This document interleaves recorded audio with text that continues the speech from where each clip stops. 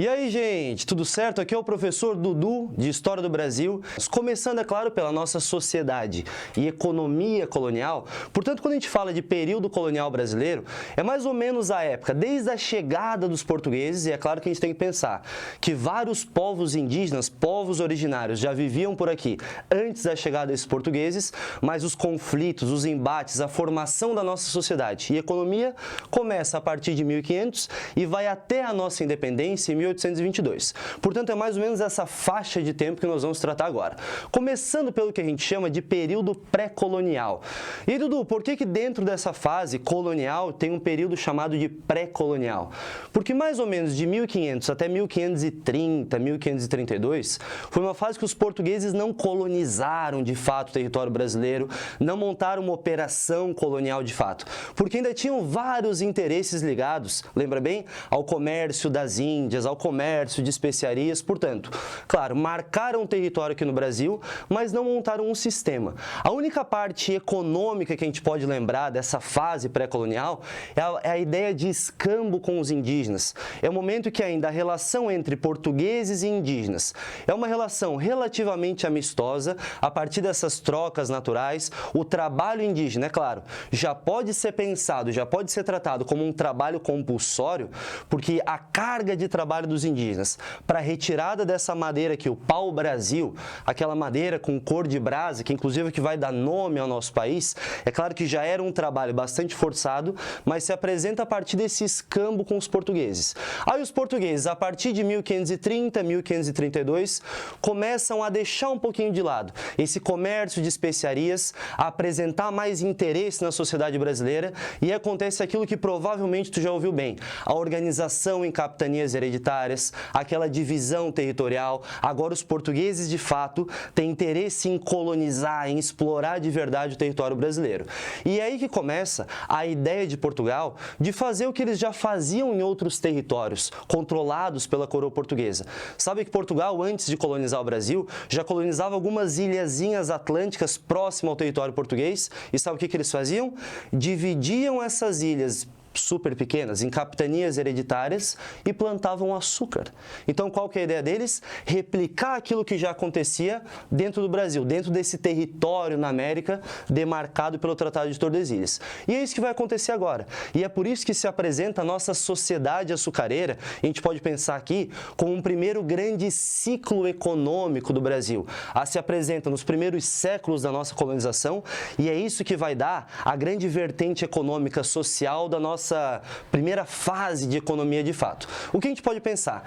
Que essa economia açucareira e essa sociedade açucareira é uma sociedade extremamente ruralizada, em volta do engenho, em volta da figura, inclusive, desse senhor de engenho que toma como base para o seu processo de organização aquilo que nós chamamos de plantation. E lembra bem, o que precisa para se considerar uma economia de plantation? Primeiro, foco total na mão de obra da escravidão. A escravidão africana, principalmente a partir de 1570, aqui começa a ganhar bastante força, propriedade rural, monocultor, aqui o açúcar se apresenta, a cana-de-açúcar, como principal produto e também para mercado externo. Lembra que o Brasil produz açúcar, mas não é para comercializar aqui.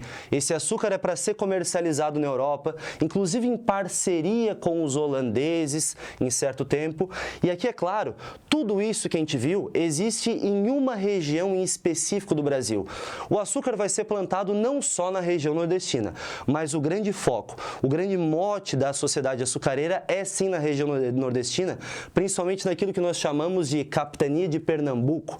Lembra que existem duas capitanias que tiveram certa prosperidade na época. A de São Vicente, que é mais ou menos na região sudeste hoje em dia, e a capitania de Pernambuco, que é onde apresentava essa força de fato da sociedade açucareira. Mas agora saímos dessa sociedade da cana-de-açúcar que nós já comentamos, lembra que existia essa parceria entre holandeses e portugueses, a partir de certo ponto, essa parceria perde força, holandeses passam a concorrer com o açúcar brasileiro, e aí esse açúcar, esses lucros portugueses, vão abaixo. E é agora que Portugal precisa achar um novo foco econômico, um novo jeito de manter seus lucros, manter aquele ganho comercial que Portugal tinha em relação ao açúcar. E aí volta aquela ideia que já existia desde o o começo da colonização, porque se tu lembrar, o que os portugueses, os espanhóis e o mundo inteiro queria era achar metais preciosos. Portugal deixou um pouquinho de lado porque, bom, o açúcar está dando lucro. Então, ouro, prata, deixa quieto por um tempo. Mas agora que o açúcar deixou de dar lucro, a gente precisa dar um jeito de encontrar ouro. E é isso que vai acontecer não por parte da coroa portuguesa primeiro, mas a partir dos bandeirantes. Lembra que os bandeirantes são aquelas expedições, são aqueles caras que vão para expedições particulares, não necessariamente patrocinadas pela coroa portuguesa, mas vão em busca do interior do Brasil até tentar conquistar, até tentar achar ouro. E conseguem de fato. No finalzinho do século XVII, em mais ou menos 1693, bandeirantes paulistas, lá de São Vicente, encontram ouro na região de Minas Gerais. E aqui começa uma corrida do ouro, que nós chamamos. Aqui, tanto outros bandeirantes quanto os portugueses, no finalzinho do século XVII. E aí, no século XVIII, começa de fato a organização dessa sociedade mineradora. E quais são as principais diferenças dessa sociedade mineradora para a sociedade do açúcar? Primeiro que a gente tem que pensar que se a sociedade açucareira ela é muito mais ruralizada, em volta do engenho, essa aqui é uma sociedade mais urbana. A Dudu, então, é prédio, havia sociedade mais urbana para a época, em comparação à sociedade do açúcar.